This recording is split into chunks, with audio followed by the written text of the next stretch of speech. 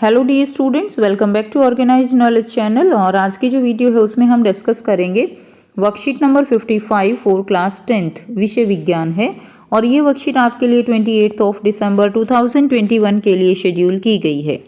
आज की जो वर्कशीट है प्यारे बच्चों, उसमें हम जो चैप्टर 12 है विद्युत, उसी को कंटिन्यू करते हुए आगे पढ़ेंगे। वर्कशीट शुरू करने से पहले प्लीज चैनल को सब्सक्राइब कर दीजिए, बेल आइकन को भी प्रेस कर लो ताकि आपको आने वाले वीडियोस की नोटिफिकेशन वो समय से मिल जाए। देखिए आज की वर्कशीट में क्या दिया गया है, ओम का नियम। जो ये टॉपिक है आपका काफी इंपॉर्टेंट है, ठीक है। तो पिछली वर्कशीट में हमने विद्युत धारा और विभवांतर के बारे में पढ़ा था। इस वर्कशीट में हम ओम के नियम को जानेंगे। जर्मन भौतिक वैज्ञानिक जॉर्ज साइमन ओम ने धातु में प्रवाहित विद्युत धारा और इसके टर्मिनलों के बीच विभवांतर के बीच संबंध का पता लगाया। तो जो जर्मन भौतिक वैज्ञानिक थे जॉर्ज साइमन ओम, उन्होंने बताया कि जो तार में विद्युत धारा है, ठीक है, यानी तार में विद्युत धारा आपको पता है उसको हम आई से डिनोट करते हैं, और उसके जो टर्मिनल हैं उनके बीच जो विभवांतर है, ठीक है, V, उसके बीच आपस में क्या संबंध है इसका पता लगाया। और पिछली वर्कशीट में हम I और V के बारे में जान चुके हैं कि अगर V होगा तो ही I होगा, ठीक है, अगर अंतर होगा तो ही करंट जो है वो क्या करेगा, फ्लो करेगा। विद्युत परिपथ में तापमान समान रहने पर इसके सिरों पर विभवांतर और इसमें प्रवाहित विद्युत धारा I के क्या होता है, समानुपाती होता है। यानी V जो है किसके समानुपाती है, I के समानुपाती है। यानी अगर V बढ़ता है तो I भी जो है वो क्या होगा, वो भी बढ़ेगा। और इसे हम क्या कहते हैं, इसे हम ओम का नियम कहते हैं।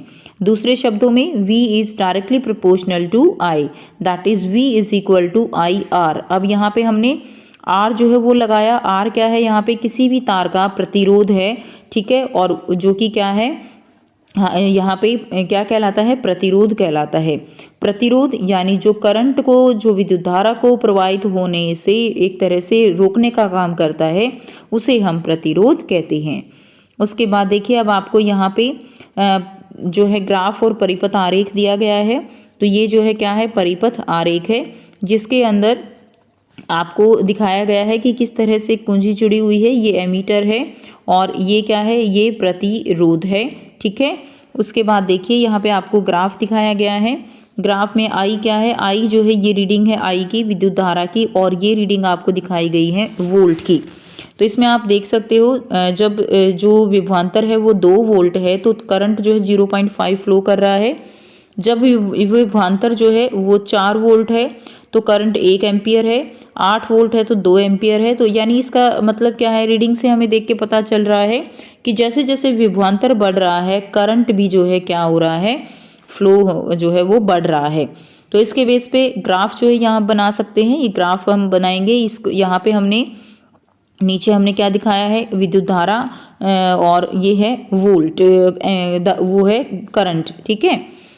ग्राफ रेखा प्रतिरोध के प्रतिरोध मान को दर्शाती है, और एक्स अक्ष पर ग्राफ रेखा के बीच का कोण जितना अधिक होगा तार का प्रतिरोध उतना ही ज्यादा होगा। प्रतिरोध का VI ग्राफ एक्स विद्युत धारा है और एक्स वाई क्या है, वो विभवांतर है। क्लियर। तो यहाँ से हम क्या निकाल सकते हैं, हम R की जो है वैल्यू निकाल सकते हैं। क्लियर। प्रतिरोध हम निकाल सकते हैं क्योंकि हमारे पास क्या है, हमारे पास I भी है और हमारे पास V भी दिया गया है। तो जिस तरह से ये पॉइंट हमने ले लिया, इसी पॉइंट का हम R लेंगे, एम्पियर लेंगे, विद्युत धारा लेंगे, और इसी पॉइंट पे हम V लेंगे, और हम क्या निकाल सकते हैं, हम R जो है प्रतिरोध वो निकाल सकते हैं। उसके बाद देखिए प्रतिरोध क्या है, प्रतिरोध चालक का वह गुण है जिसके कारण चालक प्रवाहित होने वाले आवेशों के प्रवाह का विरोध करता है।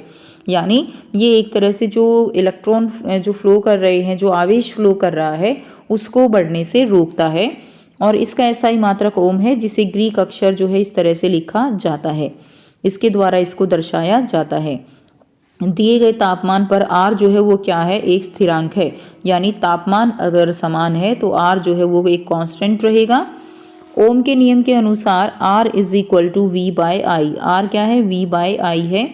यदि किसी चालक के दोनों सिरों के बीच विभवांतर जो है वो 1 वोल्ट है, विभवांतर यानी 1 वोल्ट है, और उसमें से विद्युत धारा 1 एम्पियर है, तो चालक का प्रतिरोध 1 ओम होगा। ठीक है, यानी 1 ओम कब होगा, जब उसके अंदर से 1 वोल्ट विभवांतर है और 1 एम्पियर विद्युत धारा प्रवाहित हो रही है, तो हम 1 ओम को परिभाषित कर सकते हैं। ठीक है, तो 1 ओम जो है वो क्या होगा, 1 वोल्ट बटे में 1 एम्पियर। विद्युत परिपथ में प्रतिवर्ती प्रतिरोध या धारा नियंत्रक नामक उपकरण का उपयोग परिपथ में प्रतिरोध को बदलने के लिए किया जाता है। तो ये जो है देखिए, धारा नियंत्रक जो है ये क्या करता है, अगर हमें चालक के अंदर प्रतिरोध की मात्रा को बदलना होता है तो उसके लिए ये यंत्र होता है धारा नियंत्रक। अब आपको यहाँ पे बहुत ही आसान से बच्चों 4 जो है प्रश्न दिए गए हैं जिनके आंसर हम करेंगे। पहला प्रश्न है, ओम का नियम लिखिए, प्रतिरोध को परिभाषित कीजिए। तो ओम का नियम क्या है? ओम का नियम विद्युत परिपथ में स्थिर ताप चालक के सिरों के मध्य विभवांतर चालक में प्रवाहित विद्युत धारा के क्या होता है बच्चों, समानुपाती होता है। ठीक है, तो विभवांतर V जो है वो समानुपाती है किसके, विद्युत धारा के। तो आप ऐसे लिखेंगे V is directly proportional to I, जहाँ यहाँ पे जब हम प्रोपोर्शनलिटी साइन हटाएंगे तो R लगाएंगे और R क्या है, यहाँ पे प्रतिरोध है। अब प्रतिरोध की परिभाषा क्या होगी, प्रतिरोध चालक का वह गुण है जिसके कारण चालक प्रवाहित होने वाले आवेश का विरोध करता है, और इसका मात्रक क्या है, इसका मात्रक ओम है। ठीक है, तो ये ओम का जो है यहाँ पे संकेत हो जाएगा। ठीक है, जिसके द्वारा हम उसको प्रदर्शित करते हैं। क्लियर। नेक्स्ट देखिए, क्वेश्चन नंबर 2 दिया गया है, उपरोक्त ग्राफ और तालिका का प्रयोग करके प्रतिरोधक का प्रतिरोध ज्ञात करो।